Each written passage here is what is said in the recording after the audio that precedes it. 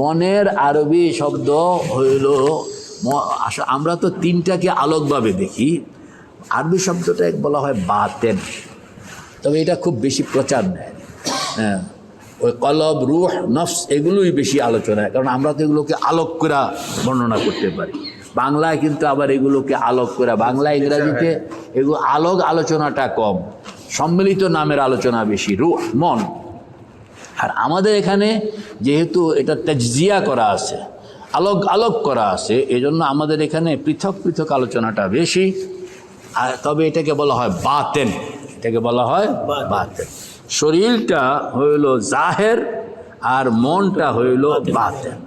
তো এই বাতেনের আওতা, বাতেনের আওতা বলেন দায়রায়ে এমকানের উচ্চ থেকে নিম্ন, ডান থেকে বাম, এ পুরাটা হইল এই বাতেনের আওতা।